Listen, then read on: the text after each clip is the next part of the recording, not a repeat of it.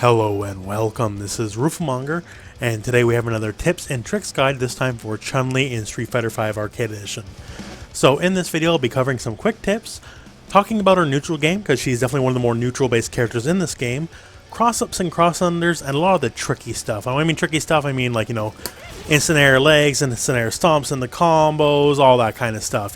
Bird kick combos, I know a lot of people who are newer still have trouble with that, and so on and so forth. So without any further ado, let's get into it. Now, to start with quick tips, the first quick tip I want to mention is she has a bit of an auto shimmy. Now, if you're not familiar with the term shimmy, it basically means as they're getting up off the ground in the corner, usually, you back up a bit, they can whiff a throw because they think you're going to throw them, and then you just bop them in the face. So this is going to remove the manual walking back part. So after any knockdown, it could be bird kick or EX legs, these are the two most common knockdowns. This is corner only, by the way. After you knock down, so normally you'd be right in their face and you go for a throw or whatever have you.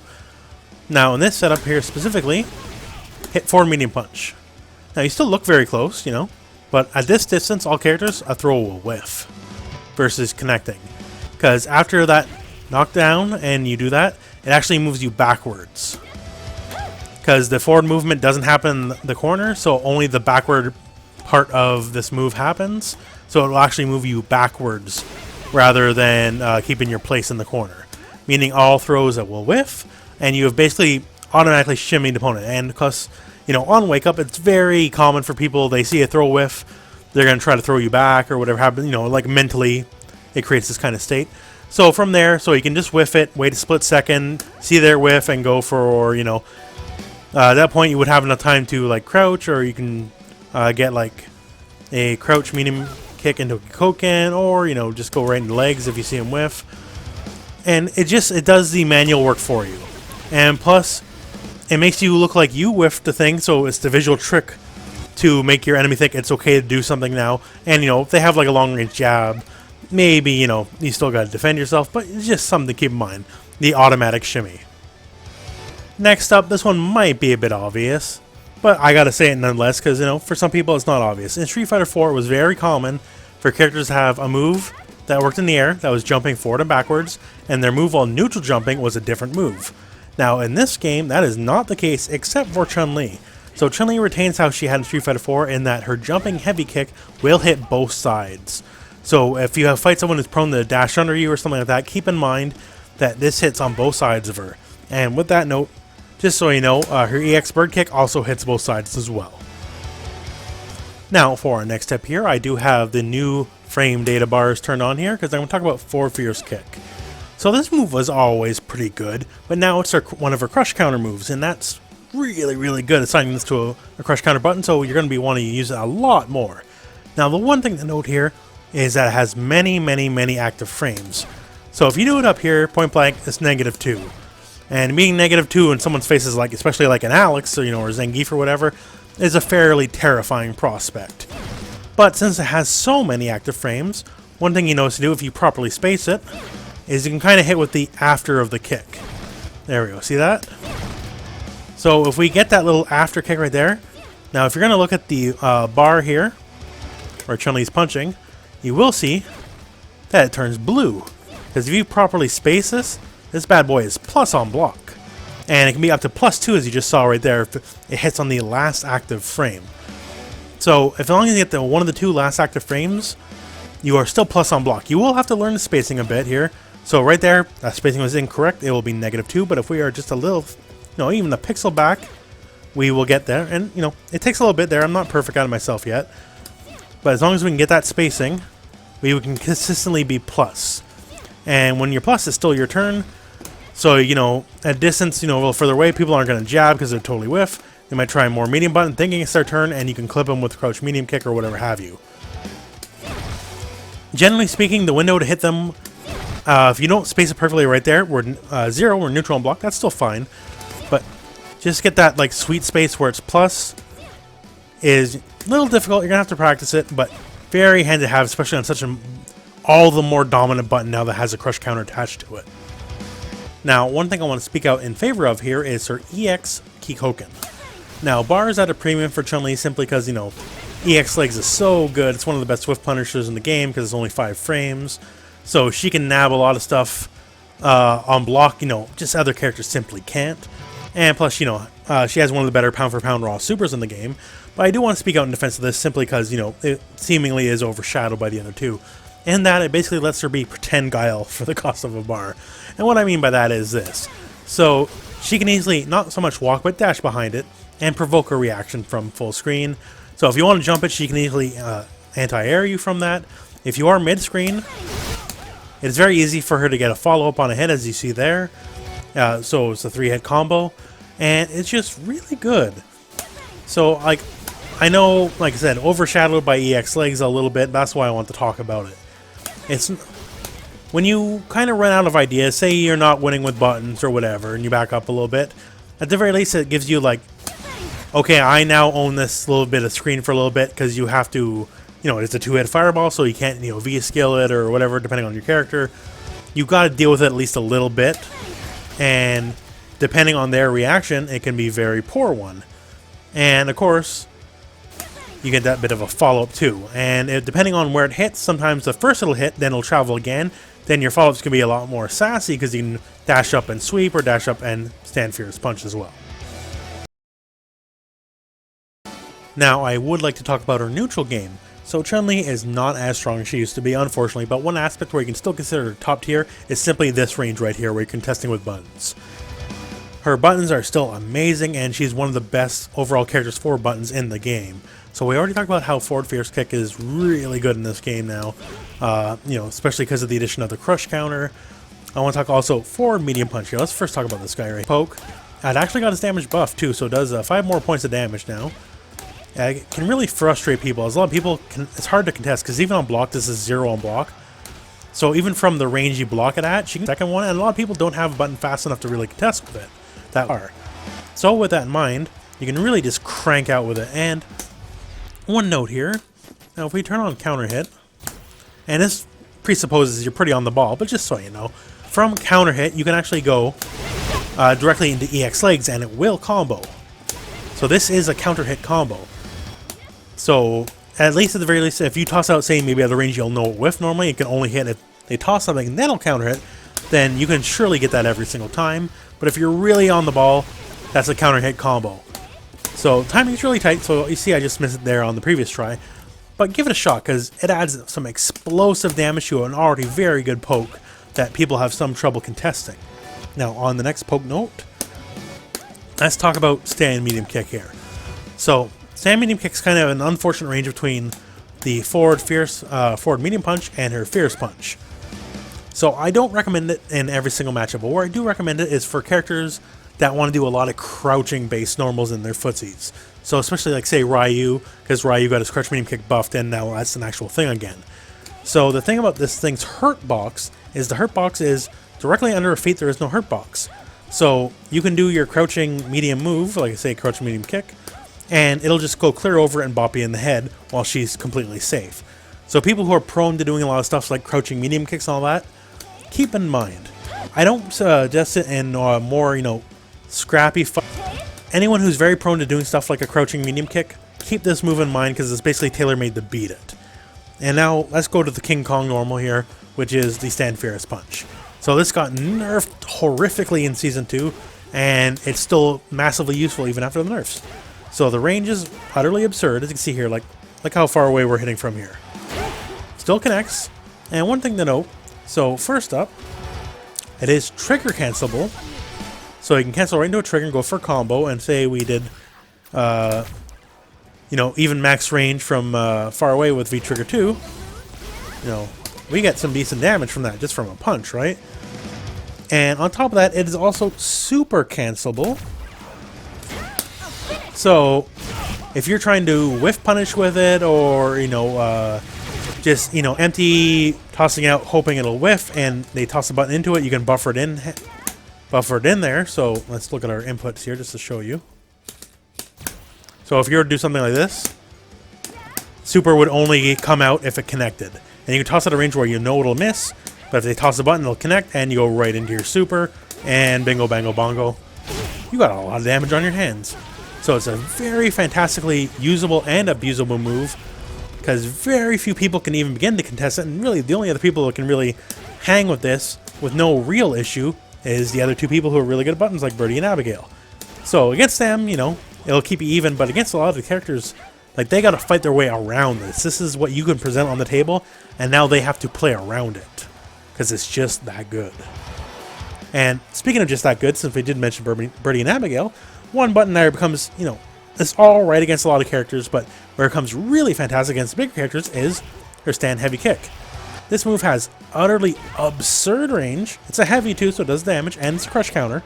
And against the bigger characters, like, you know, someone small like an Ibuki or whatever, she has a tiny hitbox, and it has trouble hitting crouching people.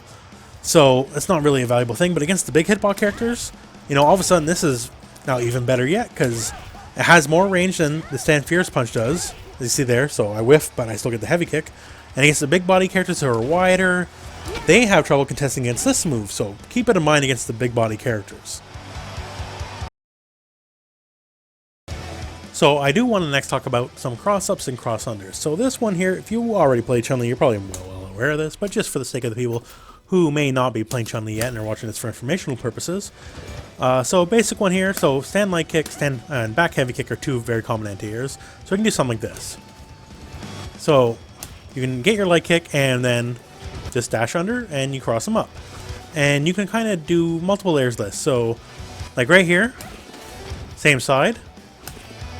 And now the next one on the other side. So if you just dash forward and let go, you will be on the same side in this situation right here. But if you just hold forward just for even, you know, a millisecond, you will, and we try it one more time, there we go. We can go on the other side. So same side, cross under. So all you gotta do is just hold forward a smidge when the opponent's jumping, and you can either not hold it like there, and you'll remain on the same side, or you can hold it and cross them up. Now also somewhat applicable here to the back heavy kick, but also really depends where you hit them. For the crossing under part, the standing light kick is much more applicable for that. Now for our next little cross-up thing here, this was super popular in like the first week or two of Street Fighter V coming out originally, and seems to have been slowly forgotten to the sands of time a little bit. So all it is after your super in the corner specifically, is after your super you're going to V-skill right away. And from that V-skill, you're going to do your jumping medium kick. Now you saw right there, it said cross-up. But how come we're on the same side? So what this is, and it's a little bit of funky hitbox interaction, is she will hit you cross-up. As you see here, it says cross-up, so you have to block the other way, but she's still here. So your next hit is going to be same side. So it's effectively a double cross-up. They have to immediately block one way and then block the other to get around this. So for someone who doesn't know about this, this is effectively impossible to block. If you're not already well aware this is going to happen, and you don't have a way to get out of the cross-up, you're done. Like, that's it. You have to block a melee cross-up, then melee cross-up again to get out of this setup. And if you don't know this is what's going to happen, it's just not going to happen. It's not possible. So keep it in mind. So once again, this is super in the corner only. If you're not in the corner, this isn't going to work. But if you are in the corner, then this is a thing.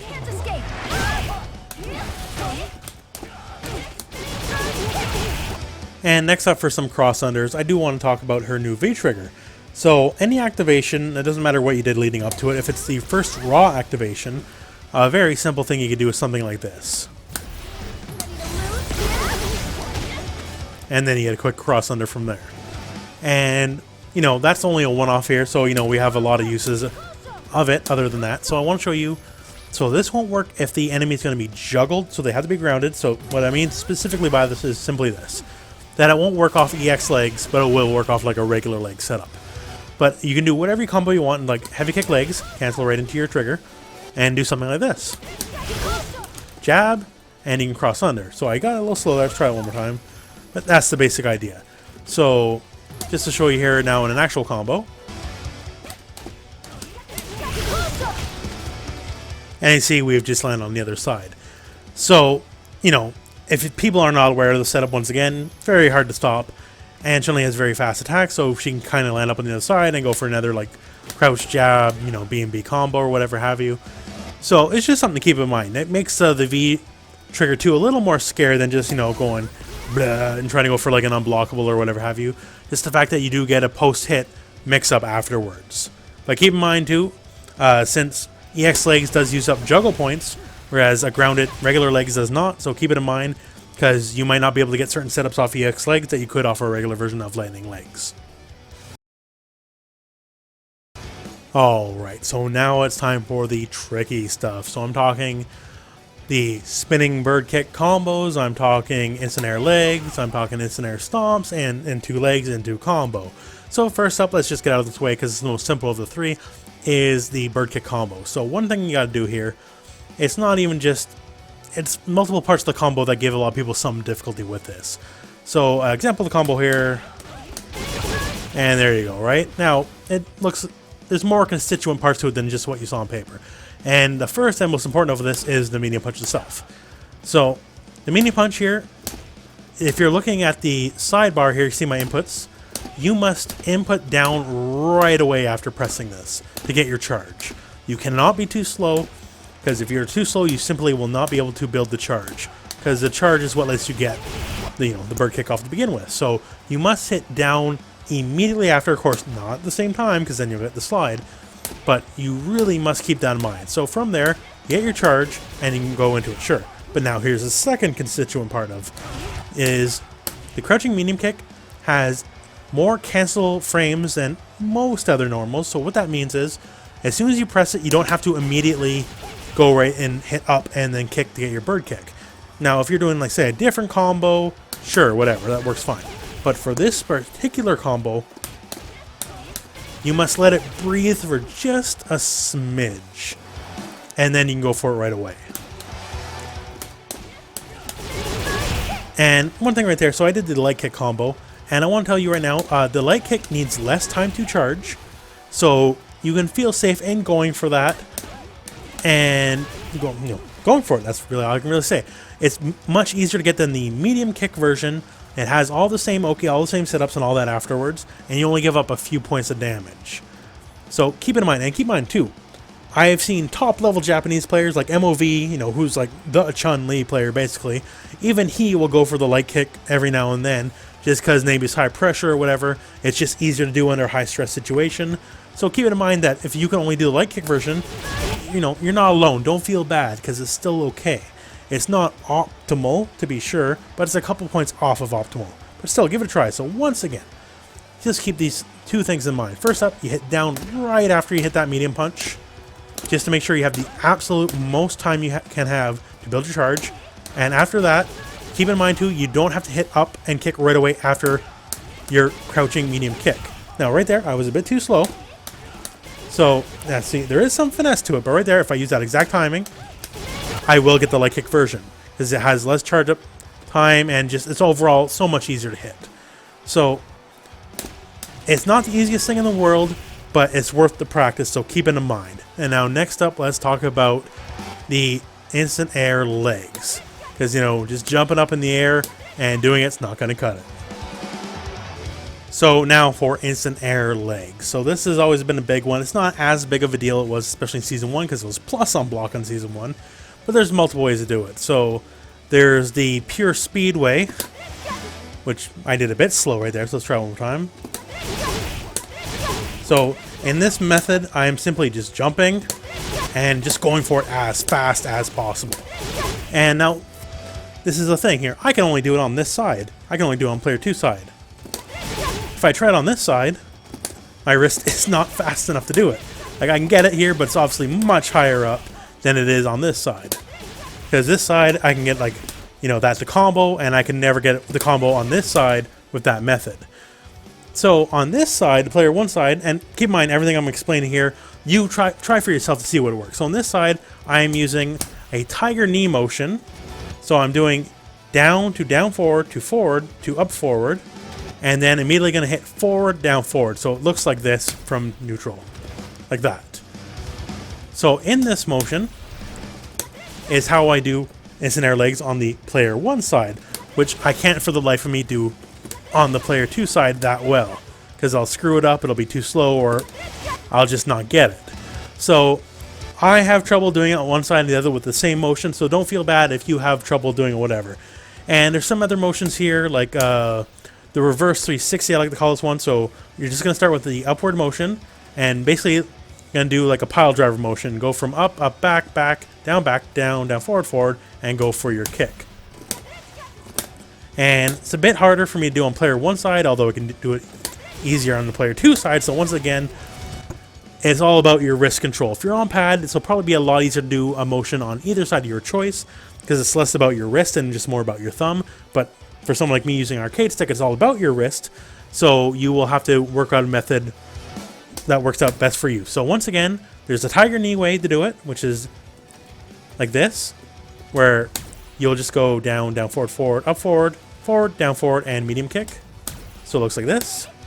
If we can get it correctly. There we go. One more try. There we go. And then, of course, get into a combo, whatever. There's the pure speed motion where you're just going to jump up and just go right for the motion. And I have very little trouble doing this with my wrist on the player 2 side, and I can't do it for the life of me on the player 1 side. And also a motion where you can just go for a whole motion, just starting with up and rolling your control paddle or arcade stick or whatever have you, all the way around and wrapping it around. There's a multitude of ways to do this. Just find the one that's best for you is what I'm trying to say, because whatever works for one person might not work for another. Now, I am specifying here medium kick every time here, because you can also do it with the light kick version and also get a combo, but it's a little different in that a lot of what makes this work is basically, for the medium kick versions, all these versions involve you hitting down at one point or the other, and you're kind of doing the medium kick here, the stomp, and you're canceling basically the first frame of that into the legs while you're doing this, and it just makes it a lot easier. I don't know. It's so much easier to get the medium kick version than it is to get the light kick version as an instant air. Other than just doing the light kick version the very manual way, which even then is still, I find, a smidge easier to do with the medium kick version. So buyer beware on that one, I guess, but these are several methods you can try yourself. And of course from there, you can get your usual jab bird kick combo from that.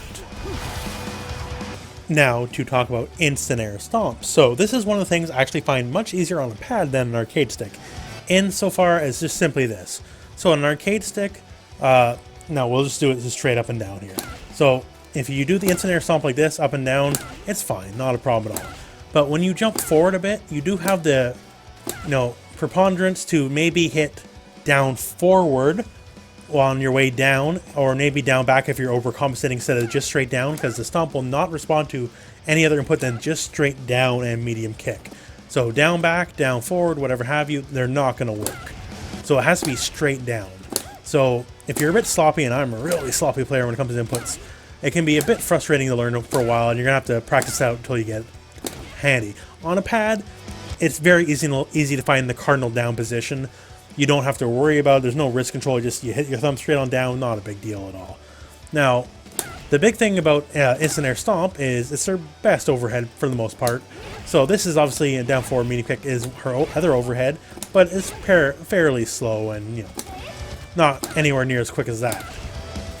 And it's near a death warrant to do in someone's face. Versus instant air stomp, it can jump over a low. And it can also tag people crouching. Here, let's set our crouch. Which is why it's one of the better ways to open people up. Now, on that note, so let's turn on counter hit.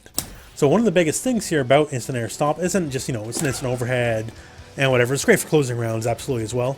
But you can actually get combos on counter hit from it. So if we have our counter hit, from this counter hit, we can go right into EX legs, leg kick legs, and you see there, that was a 3-hit combo. So the timing is very strict. You're going to have to play with it a bit, because you're not canceling the stomp into a special. You're waiting for the stomp to recover, and then you're entering it.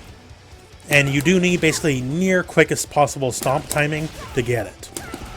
And from here, as you see here, I still have some difficulty doing this myself.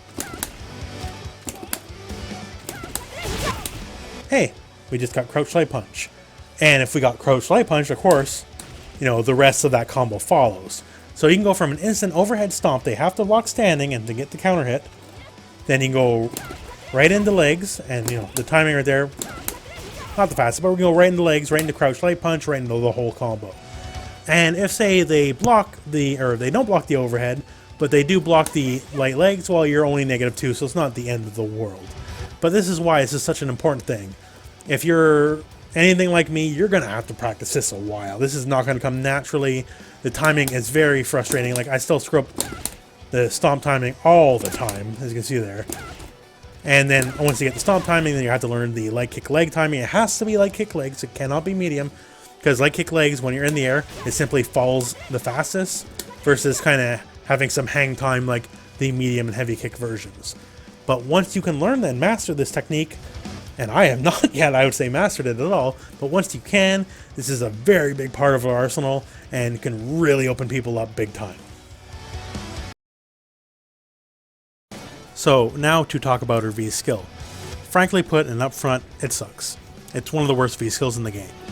On paper, it's basically to make up for another one of her weaknesses, which is her jump, which is very floaty. She does spend more time in the air than most of the other characters, which means it's that much easier to anti-air her, so this gives her a secondary jumping angle effectively. So if it hits, you will gain V gauge, and you can go for like the usual like ba EX legs combo. And if you're a little sassier and you're in like V trigger 1, you can do something like this. Into super, which missed, but you know, I don't have the time now, but you get the idea. So it's not very good. Now, with the advent of Season 2, it gains a little bit more use in any combo using the V trigger 2. You can combo into her V skill for decent damage, usually better damage she's going to get otherwise. And this is corner only, keep in mind, right? But with that in mind, so you can go for it, get your V skill. You see it won't work here on anywhere other than the corner, but from the corner, you can go for it and get a decent little tick of damage.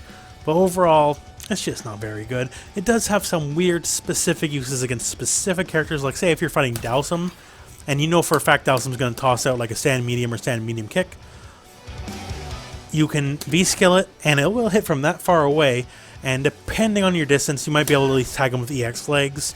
But once again, this is hyper character specific. We do have the little gimmick I did mention here in the left-right mix-up section, how in the corner, like after super, you can get like that cross-up into a fake cross-up, but other than that, you're never going to toss it raw unless you're desperate. You know, like someone like a guy will definitely probably force you into a desperation V-skill, because it's one of the real few ways you have to gain ground on him. And hopefully, you know, he tossed the boom at the right moment so he can get the punish, but otherwise, it is what it is. It's just simply not a great V-skill, unfortunately. So now let's talk about her V-triggers. Now first up, I do want to talk about V-trigger 1. So let's do an easy example here just to show what it changes, because it basically turns Chun-li into like a mini boss version of herself. So that's Heavy Punch Fireball, and you see it went nowhere. It only goes about half the screen. And even the Light Punch Fireball, which is the furthest reaching one, still fizzles out right before it goes full screen. Now in Trigger, all these fireballs will go full screen, as you can see there. So that particular weakness of the fireball is now out the window. They can go full screen just like anyone else. And now we're also in V-Trigger 1, and now let's turn on our handy Guile bot just to give us a show. So while you're in V-Trigger 1, back Heavy Punch now beats Fireball, similar to like how Abigail or Zangief could do it. So it just beats it clear as day. And now another quick little note here, and our trigger's about to run out, so let's try to get it back here, is the hit that cancels it is special cancelable. So there we go. And I can go right into Fireball from there. So it's great for kind of maintaining advantage and just stealing back the momentum, because you can cancel that hit, because it counts just like hitting the opponent, into your own Fireball or anything else. You know, you can even go into Super right from there if you have to have Super ready. So it can change that. And now the most obvious of all these changes here, and let's turn Guilebot off so we can stop harassing us, is simply put, it makes everything do more damage. So let's turn on attack data. So see here, oh, we have counter hit on. Let's turn that off. Basic Fierce Punch, 80 damage. We're in Trigger, 90 damage, and it's the 3-hit combo now all of a sudden. So heavy attacks gain 2 extra hits, mediums gain 1 extra hit, lights, well, they're just lights. So effectively, you could say like this: every medium and every fierce is now an armor breaking move, because they will just blow past armored attacks now, because they are multiple hits. And now even then, this is multitudes of properties have changed, not just more hits and more damage. And don't get me wrong, those are still very good, but simple stuff like, now we're going to trigger up here. So stuff like Stand Light Punch gains more active frames. So now in the Okizeme setup, Stand Light Punch can now cover both wake-ups because it has more active frames and can cover both wake-ups. So a lot of moves gain more active frames. Like I said, mentioned here, some moves gain properties. And here, let's turn on our bot to jump. So now we're in trigger, and all of a sudden we can start getting juggles off an anti-air back heavy kick, which we normally can't get. So even just something simple like this. So here, we'll just reset it up here, and now all of a sudden a vanilla anti-air gets a lot more devastating because we can do this into a super.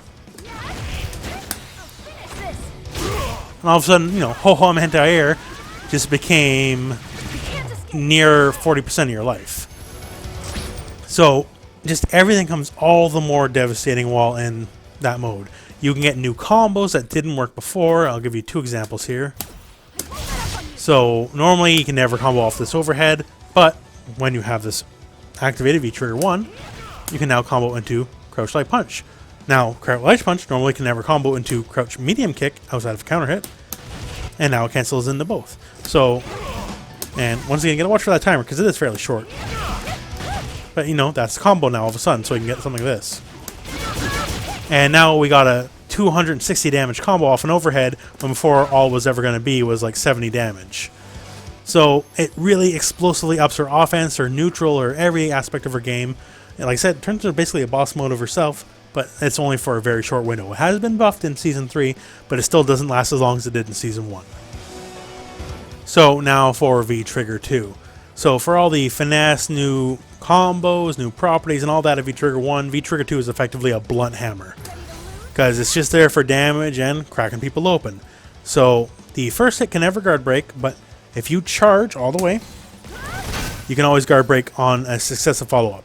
The taps here, follow-ups, will never guard break, so keep that in mind. And once again, here's the initial activation, not guard breaking, but after that, you can just, you know, always get a combo afterwards. And even from further out, even if you're a little further out, you can always dash and get Crouch Light Kick. That's even from absolute max range of guard break, so you can always get something. You're never out of luck. So keep that in mind when it comes to like your arsenal. So it effectively exists just to do damage. That's it. It's very simple usage. You can do a little bit of mix-ups and like crossunders like I showed earlier in the video, but that's kind of what the main deal is. Now it is very much hurt by the universal change of V-triggers and combos now scale a lot harder than they did before. So your overall damage is not going to be anywhere high if this exists, say, in Season 2, but it is eminently versatile. And like one of the old Chun-li classics is slide into V-trigger, and in VT1, slide into V-trigger, if you didn't max range, it kind of sucks because you have to do EX legs or get nothing. But you can always get something off this. So even if it's not, you know, maximum damage, it's always a nice little chunk. And then you've actually got 3 uses of Kikosho after that. So you want to set up a lot of situations where you can get that guard break in. So you don't want to be right beside them while you're charging up, because they can either just tap you out of it, they can throw you out of it, there's all sorts of things. So you want to give them a little space to breathe, because it can guard break from a decent little while away. So just a smidge closer than right where you saw right there. There you go. And that's kind of all there is to it. It's not a very finesse tool. It's, you know, to crack people open. Because, you know, Chun-Li with her very slow overhead, unless, you know, you got the instant overhead stuff on lock, you're gonna, you know, it's kind of hard to crack people open with this character. So this is a new way, and no matter what combo you do, even if the combo damage is going to be very high, you can just do whatever into it and just, you know, get either a basic combo would be something like this into a leg follow-up, and I did screw that up a little bit, but you can get whatever follow-up into another follow-up. Another time was a little bit quick, so cross under. And I did go over this in the combo video, but just keep in mind here, you can kind of get multiple reps here. So let's try that one more time without dropping the combo.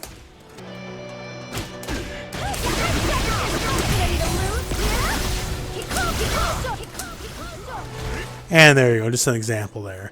So depending on what you did beforehand, EX legs does use up a juggle point, so if you did that grounding, you can get a little bit more afterwards. But, you know, just stuff like that. So, once again, not a big finesse tool, just a big hammer, but for a character that didn't have a big hammer, pretty handy to have. So that concludes our video for Chun-Li for today. So in the end, I just want to say she wants to stay roughly around this range. In this range, all of her great pokes, all of her great buttons, they really, really shine. And it's difficult for a lot of the cast to deal with her in that specific range. You get a little further out, her fireballs, you know, they're there, but she's not going to beat Ryu. She's not going to beat Guile. She's not even really going to beat Ed, you know. And up close, she does, you know, she does have fast buttons, but her buttons not as fast as they used to be, especially, you know, with that getting changed up. So having only Kraut Ledge Kit because the 3-framer isn't going to deter many people, as it's hard to get a decent confirm off it other than, you know, like something like that, which isn't very threatening.